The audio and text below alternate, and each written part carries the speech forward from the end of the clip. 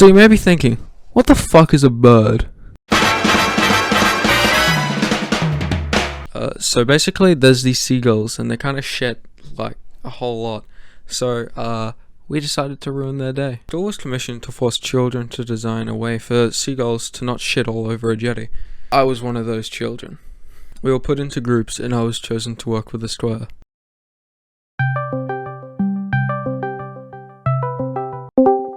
What's your idea for the seagull thing? What seagull thing? So recently I got into coding and there's these really cool tiny computers called Arduinos. I've decided to use them for my final project. The recent innovations of non-harmful pest removal have really inspired my design. I think it's really cool that you can use a CPU from the 80s and a broken laser engraver to make a real laser engraver. So we're going to use that to scare seagulls. The idea behind my robot is based on the self-driving nature of a Roomba or other robot vacuums. The main concept of the Roomba is it uses a pressure sensor to detect where immovable objects are. Then the Roomba uses that information to map the area of a cleanable house or room. I'm going to use these core ideas, but instead of using a pressure sensor, I'm going to use an ultrasonic sensor. I don't know how it's going to work, but it probably will. So that was a bad idea and I hate it.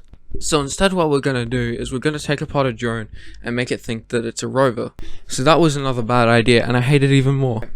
Final idea. We take the core ideas of a GPS map system, we take a sat-nav and we build our own. The products we're going to be plagiarizing off are sat-navs and the GPS system on my phone. These work by bouncing infrared signals between the host satellite, which is on the Arduino, and their satellites that are in the atmosphere. These infrared lasers then get reflected off of a bunch of GPS satellites in the atmosphere. By doing a bunch of nerd math, some people found out that the rotation of the planet can be calculated so that we can get a prime position on where you are based on infrared signals that have been bounced off multiple satellites.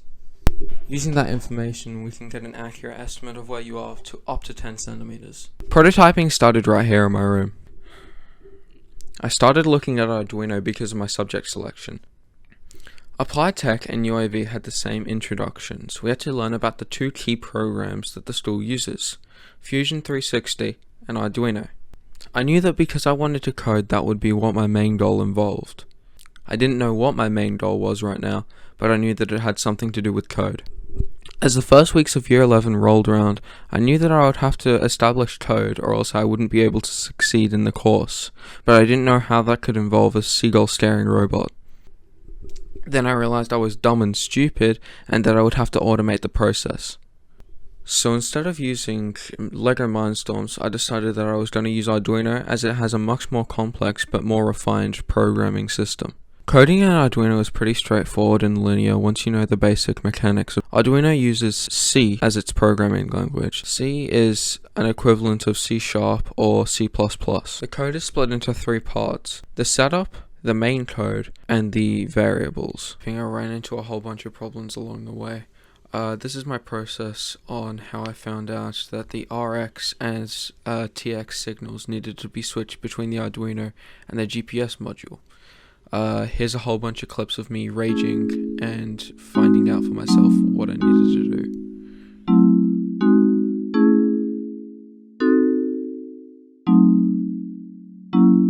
Okay, it's childish, can't be no homegirl, drop it like the NASDAQ. Move white girls like this coke up my ass crack. Move black girls, cause man, fuck it, I'll do either. I love pussy, I love bitches, dude, I should be running Peter in Adidas with some short shorts. B-O-O all over me, my green is where it's supposed to be. Your green is in my grocery. This Asian dude, I stole his girl and now he got that Koji beef. My dick is like an accent mark, it's all about the over ease.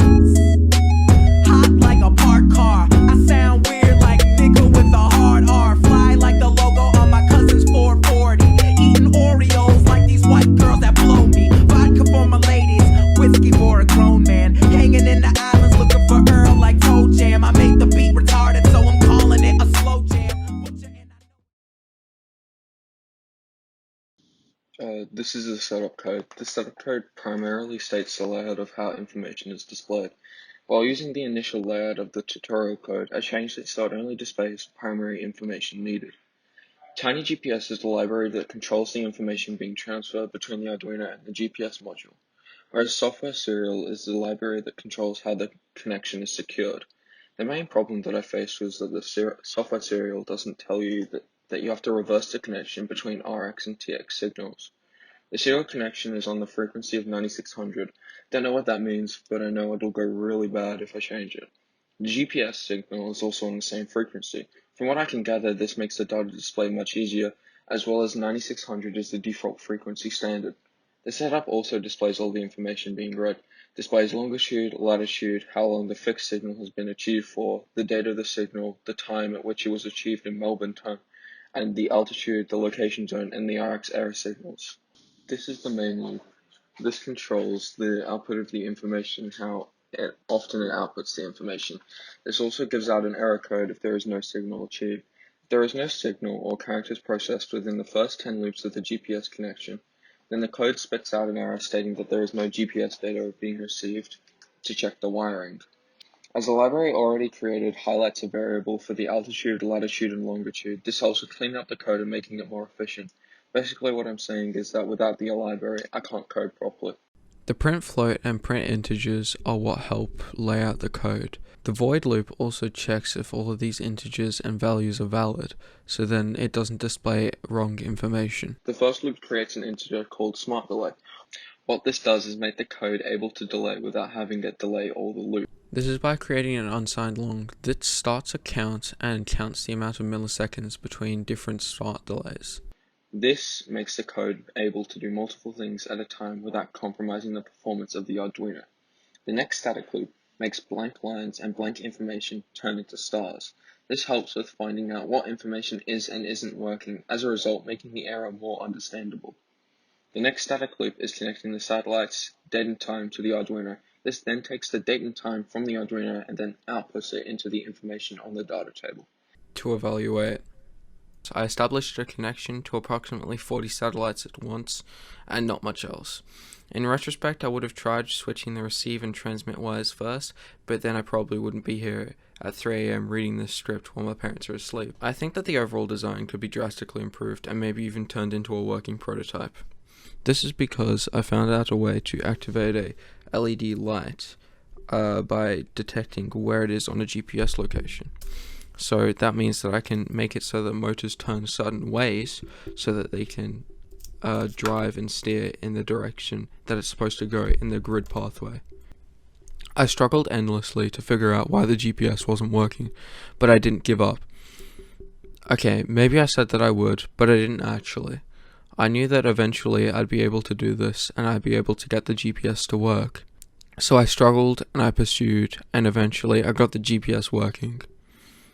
Overall, I believe that I did pretty well with what little information I began with, and I can say that I can code a GPS locating robot. The refinement of the code wasn't much, and it was mostly just based on prototyping and switching between working in the sample code and working in my own code and kind of copying off of each of them, seeing which worked and which didn't, and seeing which lines needed to be changed so that it could be more refined and more straightforward. To gather the information, I really tried my hardest, and I believe that it shows with my product and with my working design. Because of my lack of a teammate, or lack of a teammate that wanted to work, I decided that I would have to create a box that could house the Arduino. So I decided to take a design off of the internet and laser cut it. The redesigning process helped me figure out what I needed to readjust so that it would fit both the GPS and the Arduino in the one case. I decided at the start of the year that I would 3D print a couple cases, but only ended up 3D printing one. I eventually started trying to use the Arduino micros, but that didn't come to fruition as I can't install the drivers on my installed laptop.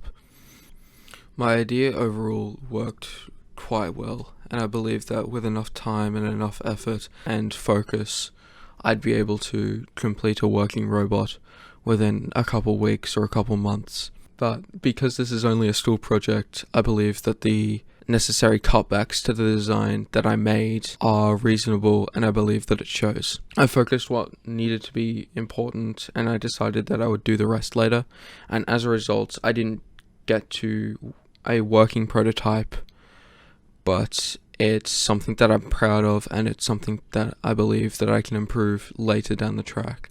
If I were to change anything, I would make it so that we wrote the folio as we went, so that I wouldn't be sitting here recording this at 3 a.m. But overall, I believe that the applied tech assignments that we were given to complete over the semester is good, and I believe that what we did was worthwhile.